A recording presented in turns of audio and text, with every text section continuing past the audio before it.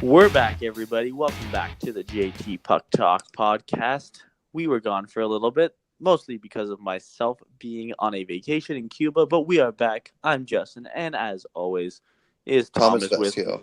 Tom, Yep, yep. How you doing, Thomas? We are not back bad. for episode 4, and what a week in the hockey world it was with the trade deadline happening on Monday, and we're going to go through a couple of big trades that happened, not all on Monday, but mostly Monday. But we're going to go probably in chronological order here. I think what we're going to start off with is the Matt Duchene trade, if that sounds good with you, Thomas. Yeah, that's perfectly fine. Yep, so that happened on, I believe it was Friday, and the Columbus Blue Jackets decided to just abolish all plans of trading Bobrovsky or trading Panarin and just said, you know what? How often are we going to have a superstar goalie and a superstar player like Panarin come to a market like Columbus? Let's go all in. So that's exactly what they did. They acquired Matt Duchene from the Ottawa Senators for 2019 first, a conditional 2020 first, and two, I would say, B-level prospects, if you would say, agree with me on that one. Yeah, I'd probably agree. Vitaly Abramov is a third-round pick from 2016, and Jonathan Davidson's a sixth-round pick from I don't know which draft, but yeah, I would Yeah, agree so with I you mean, there. nothing super special. Nothing like this is like a must-have prospect, but Ottawa gets some depth in the system, and now they can do what they want with that first round pick this year. They get another one. I believe they already have one from San Jose, or is that next year? I'm actually not 100% sure on that one. Let's check Cap Friendly because they usually have that information. They're usually Oh right, no, they're yeah. always right. Where the heck is the Ottawa Senators? There they are, Ottawa. Okay, yeah. So San Jose's draft pick is next year. Um, but they have a load of draft picks. They have Columbus's first this year now. They have Florida's second this year. They have Pittsburgh's third this year. Next year they got San Jose's first. They got Columbus and Dallas's second. They got Columbus's third. Like they have a lot of draft picks now, and that's great for their organization. But when you look at the Columbus Blue Jackets, you now have a really solid center in Matt Duchene there, and it's a smart move by them. I mean, like the East is kind of wide open at behind Tampa. There's no real number 2 team. People can say it's Toronto, it's Boston, it's Washington, but this gives them now, Panarin, Duchene, Atkinson, up front. Dubois. That's a lethal group up front. You got Pierre-Luc Dubois on his entry level deal for this year and next year. Like they're becoming a deep team. So, what were your thoughts on the move when you saw it? I was pretty surprised for him ending up in Columbus, considering all the talks about like Panarin and Bobrovsky and how they're Yeah, going to get traded, how they're not going to sign. So I think this is a sign that Columbus is going all in. I think you can tell, and they made a move. I think 2 days later for a player we will name in like a couple of oh minutes. my gosh, So Dzingel, I they think know it's yeah, Dzingel. well, yeah, obviously, but we're going to talk about that in depth later. But yeah, they're going Oh, all why don't in. we I just talk feel about that and now? We're on the topic of Columbus. Okay, so then sure, yeah, so then let's after go to they make that. the trade with Ottawa, then 2 days goes by. I believe 22nd, and then to the 23rd. No, it's a day late. It's literally the next day. Saturday Yeah, night, the Saturday. Sorry, yeah, yeah, you're Saturday right. night hockey. The Columbus Blue Jackets get rid of Anthony Duclair, who obviously not towards his biggest fan. A second round Yeah, pick in 2020 and a second round pick in 2021, and then they get forward Ryan Dzingel. So two of the top 3 scorers on the Ottawa Senators goes to Columbus in 2 separate trades. Columbus gives up a first and 2 seconds, and maybe even a conditional another first. I forget what the condition is. I think it's if they win a playoff round. I'm not 100% sure. Something like yeah, that. something like that. But Columbus basically just said, "Here's a bunch of draft picks. Give us 2 of your top 3 players that aren't named Mark Stone." And they get a Yeah, 20. They get a we'll guy talk who about him scored later. 20 goals in Ryan Dzingel, an elite centerman, Matt Duchene. And they're absolutely going all in. So I mean, Jarmo Kekalainen, he's doing. I think he probably got the go ahead from management. This team is going to be, if they lose Duchesne to free agency, if they lose Dzingel, if they lose Panarin, Bobrovsky all to free agency, they're screwed because they have no draft picks and they have. I mean, they're not screwed. They No, but they're no, not in a good they're still a young position. team, but you're losing 4 really key pieces to this team. So Yeah, I would have to think some of them are staying, even if it's literally Dzingel. Like just keep somebody. But somewhat out of the four people that are free Yeah, it's a agents. high risk, high reward move. I think that the Columbus Blue Jackets get to the second round and maybe even the third round. I don't think they expect to beat Tampa. Nobody really expects to beat Tampa. I think that Boston and Toronto and maybe Washington can look at themselves and say we can beat Tampa, but no one's going in like we have to. It's a bust if we don't beat Tampa. They're that good. So if Yeah, Columbus can win exactly. a playoff round and give these fans something to cheer for, and maybe even give it a run in the second round, I think that they're going to be very, very happy because for a team that's never won a playoff series in the history of their franchise, this is a big power move to say we're not even if next year we're worse, let's make this year memorable. Let's give the fans something to get excited about. So I like the move. I think that it's a calculated risk. I think it's a smart calculated risk, and good on the Columbus Blue Jackets. They take a risk there and they get Duchesne and Dzingel.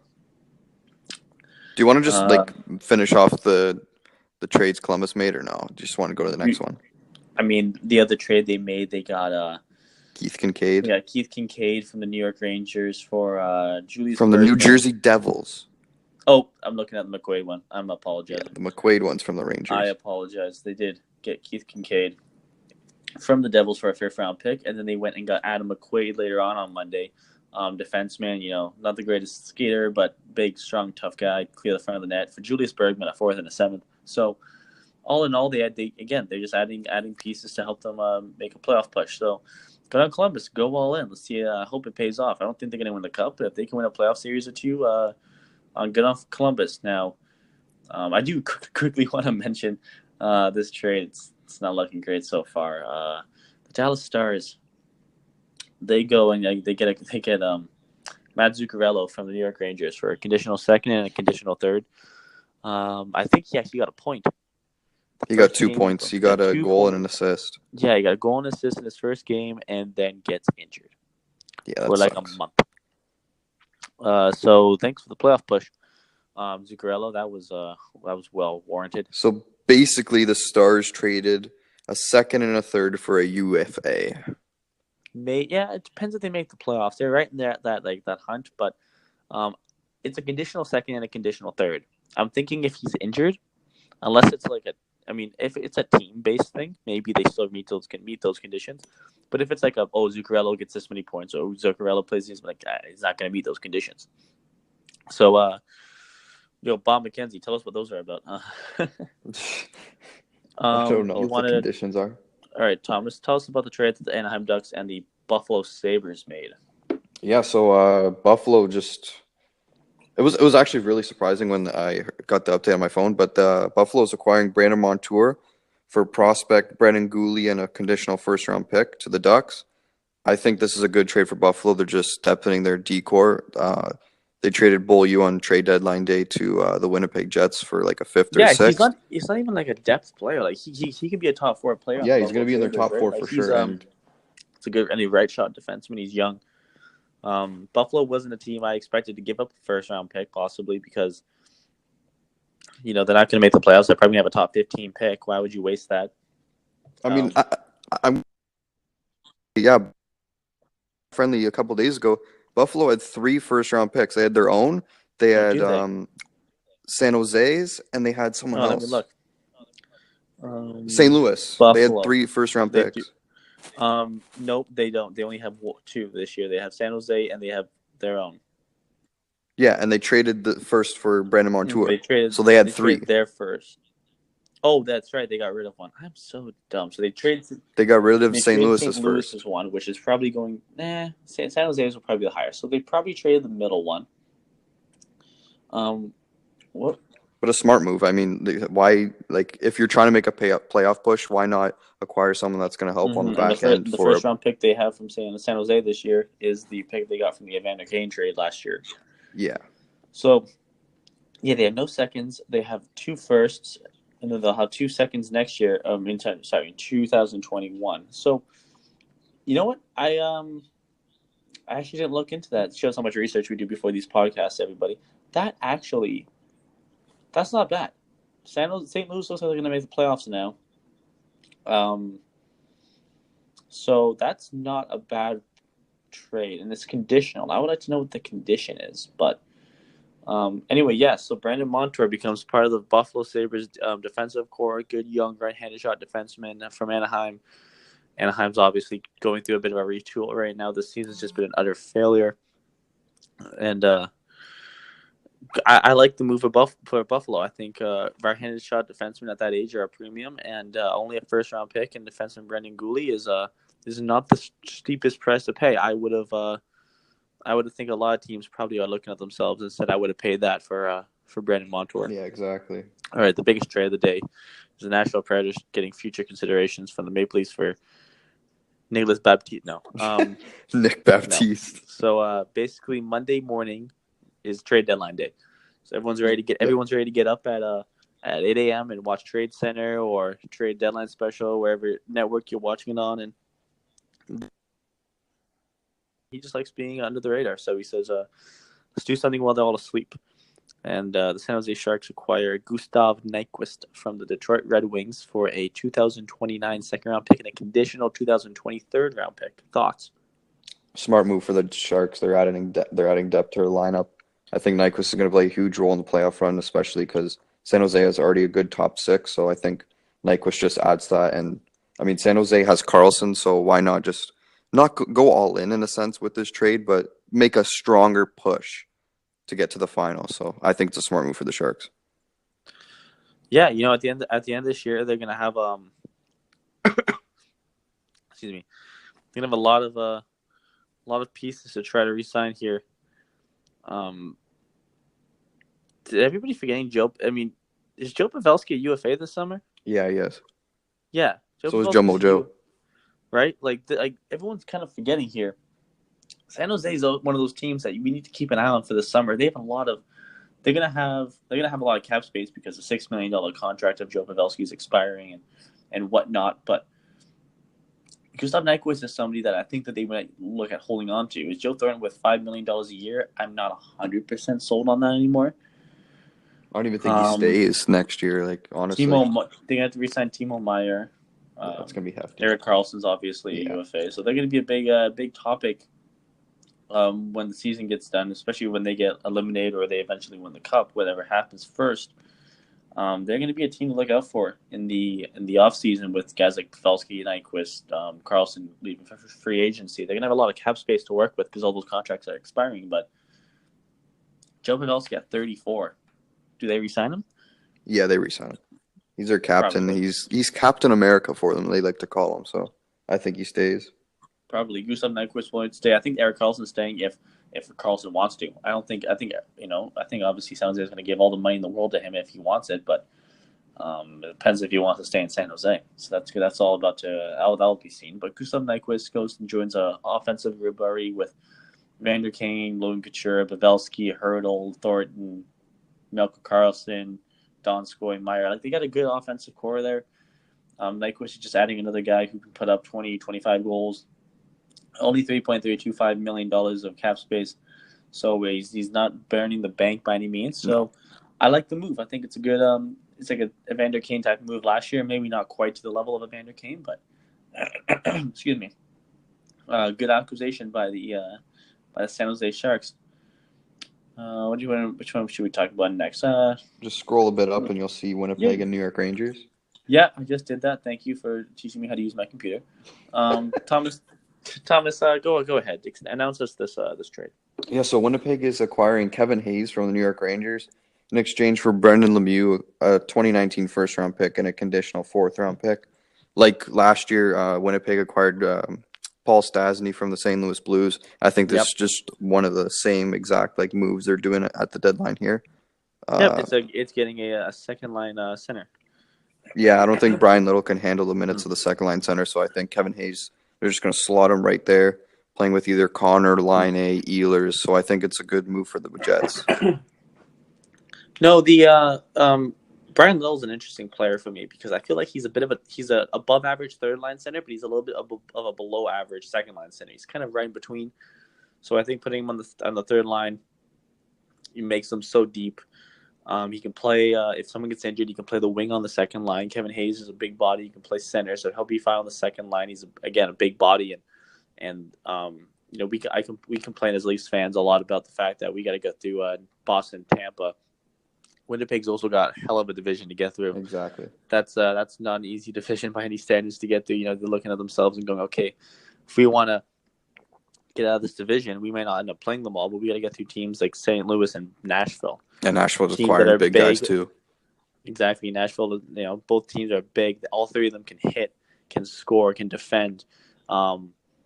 Besides the Atlantic Division, I think that Central is also they're the top-heavy division in the NHL. Those two are my favorite divisions to watch in the playoffs, just because I think they're so top-heavy that the first two rounds become the best two rounds. That Nashville Winnipeg series might have been my favorite series last year in the entire playoffs. It was incredible from top to bottom, and this is just gearing up for another one of those situations where Winnipeg and Nashville are probably bound to meet in the second round. Be it if one of those teams make it through the first round, whoever they play, probably St. Louis, one of them. But Kevin Hayes is joining just a world class forwards. Come on. Yeah, I know. Scheifele, Ehlers, Wheeler, Little, Laine, Parr Lindholm now. Incredible players. Incredible players, and good for Winnipeg to go out and get another second-line center, and they didn't really, in my opinion, have to give up. They gave up a first-round pick again. That first-round pick, you knew it was going. Yeah, it wasn't bound to get traded. Are they debating trading this first? No, they're going to trade this first-round pick. That's just that's where they are. They were patient for so many years that this is the couple-year window where they just go. Yeah. So good on them. Kevin Hayes is a good player. This is another year where they have a lot of free agents coming up. So,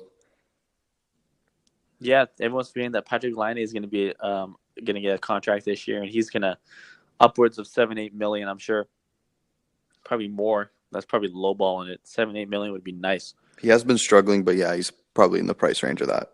No, but he scores goals. Yeah, exactly. So that defense is the one that I look at. That defense. They have two defensemen coming back next year on a contract: Kulikov and Morrissey. Trouba's an RFA. Myers a UFA. Boyu's a RFA. They don't have many defensemen left. I lied. Bufflin's on injury. Sorry, Bufflin's on the injury reserve, but he's there. Again at 7.6. And Joe Moore is an RFA. They don't have a ton there, but Winnipeg's going again all in, and I would love, if Toronto can't do it, I would love to see a cup come back to Canada, and hopefully Winnipeg can do it. Yep. It'd be great if they could. Which one's next? You want to do? We won't talk about it too much, but Derek Brassard goes to the Colorado Avalanche for a third-round pick. Nice little depth acquisition. Colorado just trying to bolster their team a little bit more depth scoring for a playoff push, but nothing more about it than just what meets the eye there. This one was actually maybe the most interesting trade, in my opinion, for the entire day. Just because it wasn't one. You heard rumblings a little bit in the morning that something like this might have happened, but basically the Minnesota Wild, who, as you all don't know, that's my second team. I love the Leafs, but I have family in Minnesota, and I do cheer for the Minnesota Wild when they're in the playoffs as well. Yeah, when they're in the playoffs for one round. Exactly. They always get eliminated in the first round, but I watch all their games. I do like the Minnesota Wild a lot. They trade forward Michael Granlund, a good young center, to the Nashville Predators in exchange for the struggling but still very offensively talented Kevin Fiala. Thoughts? Yeah, when I saw that, I was like, wow. I don't know what Minnesota's doing, trade away Granlund. He's a big part of their team. I picked him as my MVP in the first episode. I don't know if you remember, but yep. I just didn't understand it at first. But Kevin Fiala's younger. He's probably has more potential, I guess, because Granlund's a bit older. But I think Nashville wins that trade just because what Granlund's done for the Minnesota Wild in his career there. And Kevin Fiala's young. Yes, he has potential. Yeah. But Granlund's going to help extremely a lot with the run for this year, and I'm pretty sure he signed on to next year as well. So, yeah, and for sure. And I think Fiala's an RFA no matter what, even if he's expiring this year. But I think his name's Paul Fenton. I'm trying to remember. Yeah, that's him. The GM for the Minnesota Wild. He was the assistant GM in Nashville for many years. He knows Kevin Fiala well. He's not looking over at Nashville and scouting a player. He knows Kevin Fiala. He thinks Kevin Fiala can be one of these young guys who maybe develops a little late, but becomes a star in this league. and he obviously really wanted Kevin Fiala if he was willing to give up Michael Granlund for it. I think it's an interesting move because I think they're two teams in different Yeah, directions right exactly. now. I Yeah. think, for a team like Minnesota, who's probably a little bit too slow for today's NHL and is trying to get younger and faster, to give away one of the best young, fast, skilled guys. But they really believe that Kevin Fiala can be a very good player for them. And even if he's not going to score 25, 30 goals this year, because he's been struggling a lot this year, I think Paul Fenton believes that he can be a 25, 30 goal scorer in the Yep. NHL, and he can be one of those. He's a bit of a bigger power forward type of player, and uh, Minnesota obviously puts a lot of belief in Kevin Fiala, and that's why they were so adamant on making this move. And I'm not sure if Minnesota's focusing all their eggs into one basket for this year, but I think they're looking at 2 or 3 years from now and saying we can be back at the top of the Western Conference. Kevin Fiala is somebody in 2 or 3 years can be one of the stars in this NHL, and hopefully they found a gem in Kevin Fiala. I mean, I hope so. I want them to succeed. Yeah. But Michael Granlund's a very good player, and right now, I think going into the playoffs right now, 1-for-1, Michael Granlund this year has been a better player than Kevin Fiala. So anywhere like Nashville can upgrade, take it. Yeah, for sure. But the Golden Knights and the Ottawa Senators shocked the hockey world by making this trade. Mark Stone out of Ottawa and heading to Vegas. What are your original thoughts on this, Justin? Well, originally I'm like, "This is not a first round pick. Are you actually kidding me for Mark Stone?" I'm like, "How can you get less for Mark Stone than you get for Matt Duchene?" But then I was looking at the returns and the players they got, and I'm like, I didn't know Eric Brandstrom was as good as they described him, but I knew he was good. I remember him from the World Juniors, and I remember Duthie and the boys talking about him. I'm like, I think they're getting a pretty good prospect here. That was my original thought, and then they just went off on TV. They're like, this guy is like a top 10 prospect in the NHL, and apparently there was a rival GM who said that they could not match an offer with Eric Brandstrom, and I started looking this guy up, and I'm like, this guy, I'm like, you can't compare anybody to Eric Carlson, but he plays like him, and he's got the upside of him. And I'm like, this guy could be one of the best defensemen in the NHL. Yeah, Brandstrom's sick.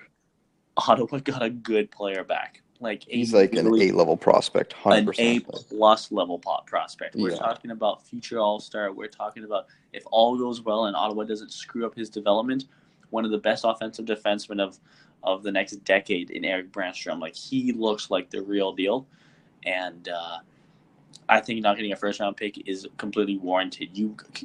Whatever first round pick the Vegas Golden Knights were going to give you, you're probably not selecting a player of Eric Brandstrom's caliber with that pick. No, So good exactly. on Pierre. Good You're on right. Pierre Dorian. You know what? He lost 3 top offensive players in a span of like less than 100 hours. The fan base is upset, but at least you can sell the fact that you have a stud defenseman. You imagine Thomas Chabot and Eric Brandstrom leading the Exactly. That's what I was defense gonna of the say. Ottawa Senators for the next decade. They still have a lot of questions up front. Who's going to score goals for them? Who's going to do this? Who's going to stop the pucks? But they now have 2 incredible defensemen to build around, and they always say you build championships from defense. They now have 2 incredible defensemen to build this team around, cornerstone franchise players.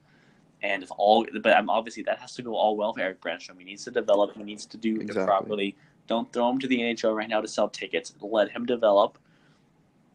If he develops in the AHL for the rest of the season, has a great offseason, heck, there's a chance he gets 9 games with the team next year, and you can see what he can do.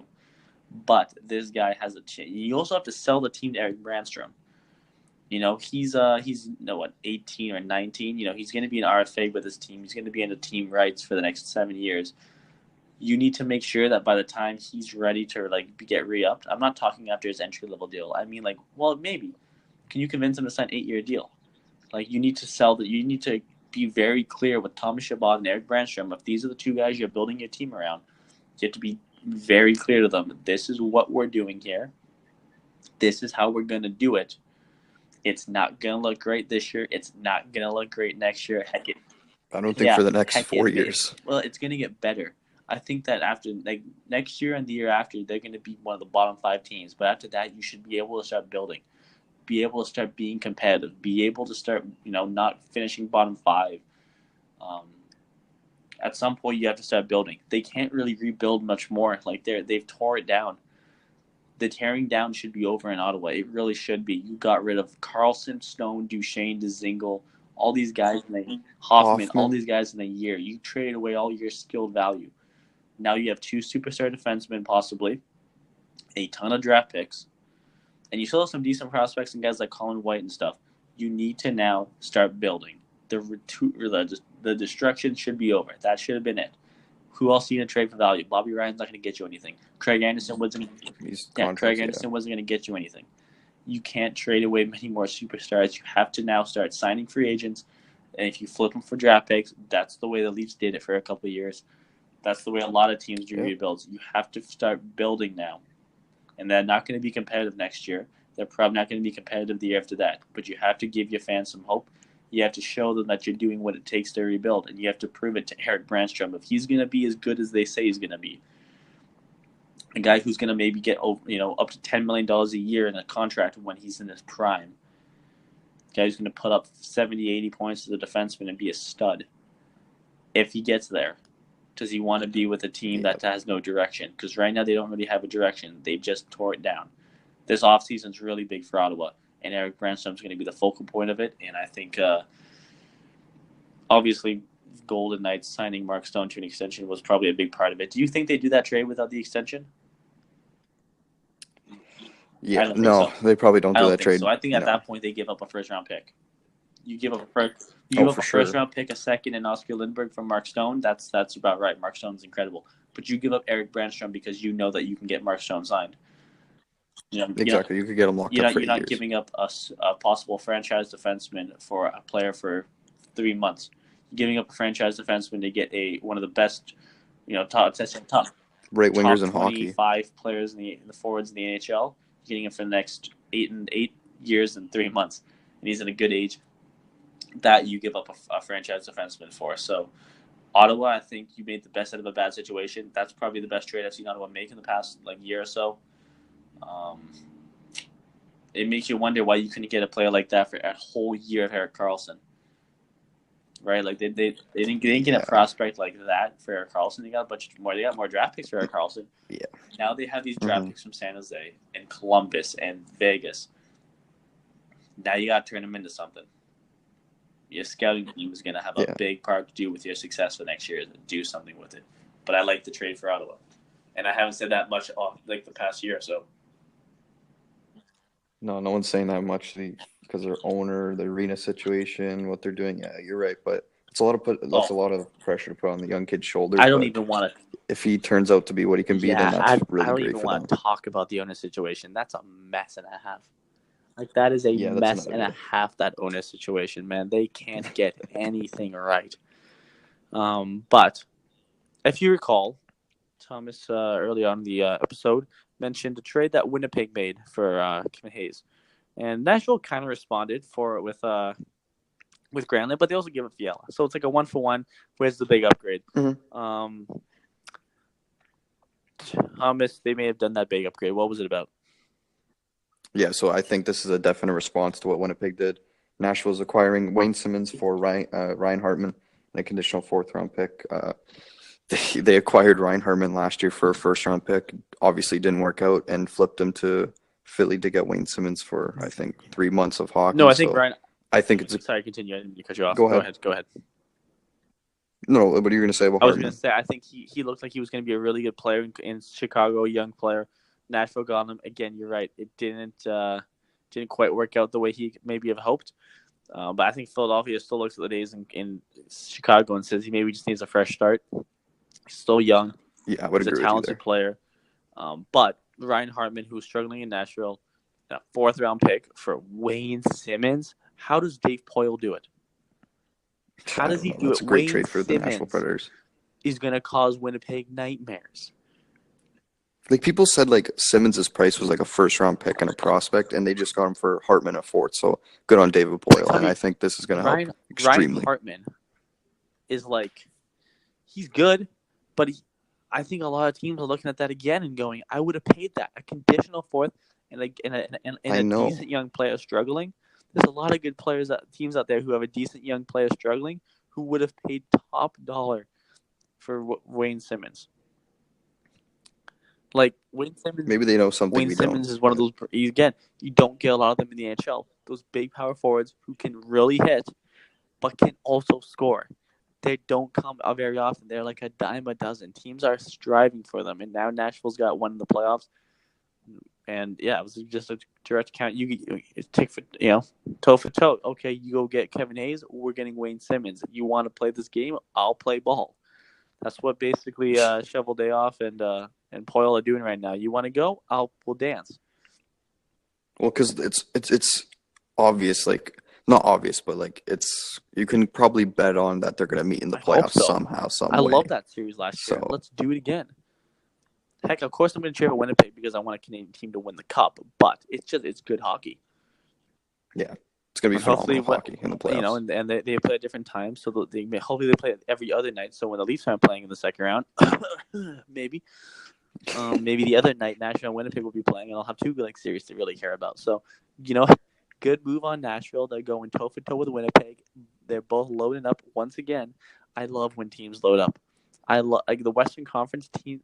Western Conference got a lot better than the Eastern Conference. I want to mention that quickly because I know I'm going to forget. What did the Eastern Conference get? The Eastern Conference got Jake Muzzin, Marcus Johansson, Charlie Coyle, Carl Hagelin, Duchesne stayed. But all these great players went from Stone, Simmons, Hayes. All these guys are moving over to the West. And they're those bodies and the playing styles meant for the West, I would feel. I think the West are more worried about getting out of their own conference than actually having a chance in the finals. Because I feel like I think the team in the West is looking at saying if we get to the finals, we're loading. It's probably going to be against Tampa, but hopefully one team maybe upsets Tampa. Best teams in the NHL don't often win the cup, and Nope. Tampa has had a lot of adversity this year. So I'd be interesting to see what they do in the playoffs. They stood pat, by the way. If we didn't already mention that, they stood pat. Yeah, What else? how else can we how are they mention? gonna move all those contracts and stuff? What else can we mention? Marcus Johansson to the Boston Bruins for a second and a fourth, just a depth move. Yep. Boston wants some depth scoring. It's not much to it besides that. Excuse me. Tanner Pearson for Eric Branson I like Vancouver on that one big time. Eric Branson's a very overrated defenseman in my opinion. He's slow. He's not built for today's NHL. And Tanner Pearson's a good young forward. What do you think about that one?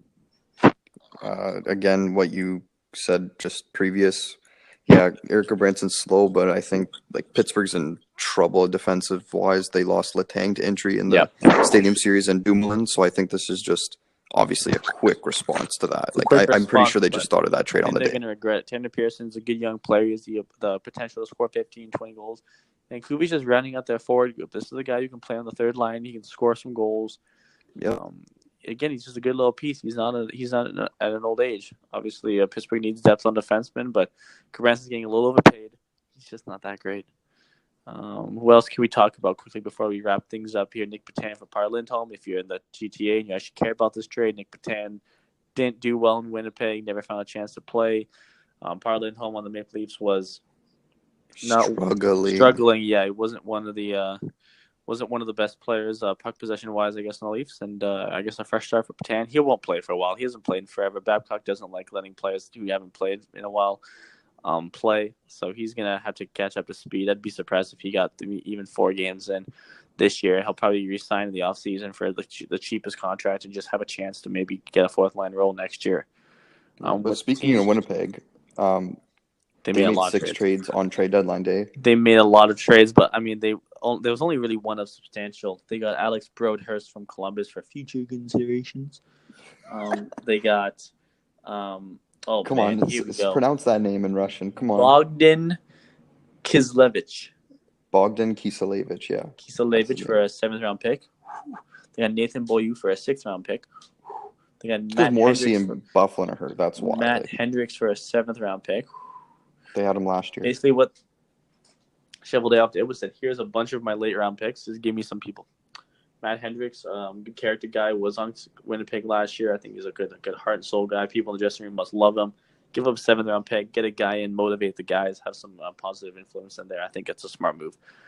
Shovel Day Off knows what he's doing. He's not a rookie GM in the NHL anymore. But all in all, it's It looked like it was going to be a pretty boring trade deadline day. Mm-hmm. You get around noon, you get around 1, you're going, what's going on? I had a midterm from 2 to 3. I was done by 2:30. I'm coming home. Even at 2:30, I'm like, there's not much going on. I get home, turn my laptop on, boom. Like literally, I saw the announcement Mark Stone traded, and then stuff just came quick, Yeah, real quick. I think there was over 20 trades on trade deadline day, which anytime 22 or 23 or something like that. anytime you hit 20 trades, I'm happy. It's when you get like 12 or 13 trades, which doesn't really happen, but like I think that there were some substantial trades. I like those 1-for-1 trades. Those got Kevin Fiala one and Michael Granlund one. I dissected that for like over an hour, I think. Those ones you don't see coming. Those ones that aren't rental players, that are actually hockey trades. I like those ones. Especially, what you just said. The ones that you're not expecting are the best ones because when they show up on your phone, you're like, wow. Yeah. So before we end this off, Thomas, any final thoughts? Winners, losers for the trade deadline day? Quick thoughts?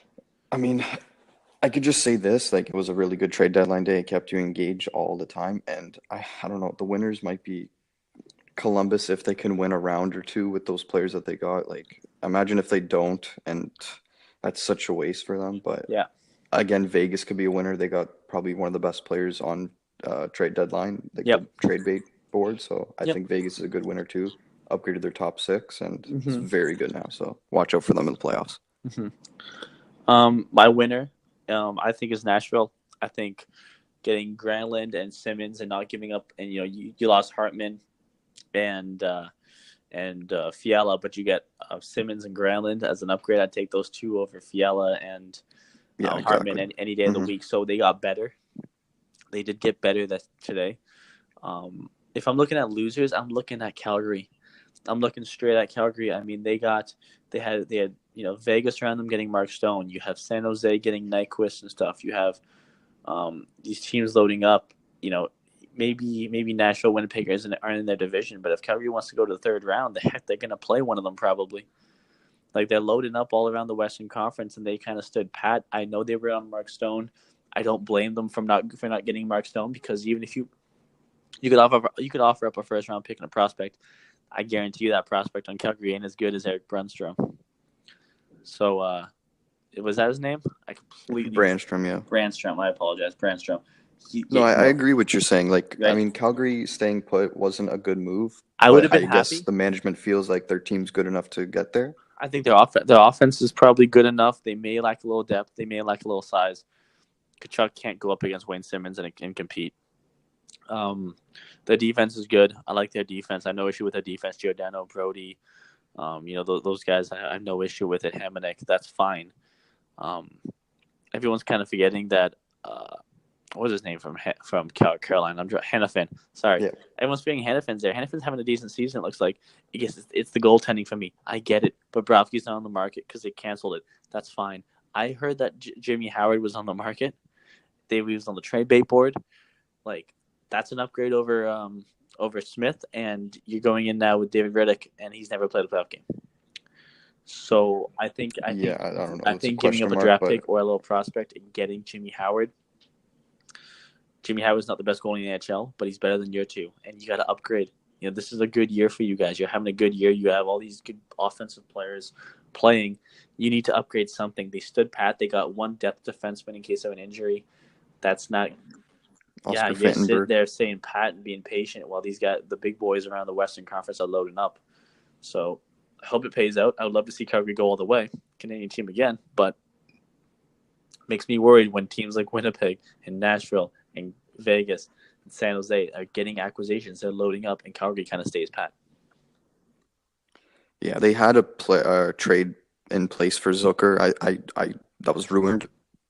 So again, if they got Zucker, that would have been a major upgrade for them, but they didn't. Zucker from Minnesota. It's an upgrade, but it's an upgrade along the lines of San Jose. But I think San Jose is a better. I think San Jose is a better team all around than Calgary right now because of the goaltending and the defense. I would, if I were, you gave me, maybe not a better team in general, but if you gave me right now 7-game series, San Jose, Calgary, who are you taking? I'm taking San Jose. Just because the experience aspect, I guess, as well. Jones, I think, is better than obviously Smith and Riddick. And you can go back and forth on the defense any day. Calgary's got a great defense, but you got Burns, Carlson, Vlasic. I like those three. So I think Calgary will probably regret standing pat. Again, this might not be their go all in year. That might come next year or two where they can actually start trading some first round picks and getting players. But they also lack a little bit of depth scoring behind that first line. So we'll see how it goes. But thank you guys all for listening in on the trade deadline special edition of the JT Puck Talk podcast. We had a lot of fun watching trade deadline, so we're going to be trying to bring you guys again an episode a week. We're going to do our best. We're going to try to fill in with some fun ideas the rest of the way. Getting ready for the playoffs. Playoffs are going to be exciting. I'm already excited. I know Thomas is as well. Thank you guys all for watching. I'm going to let Thomas do the outro here. Go for it. All right. Thanks. Yeah. Thanks for all for watching episode number 4 of the JT Puck Talk podcast, and we'll see you guys next week. Peace.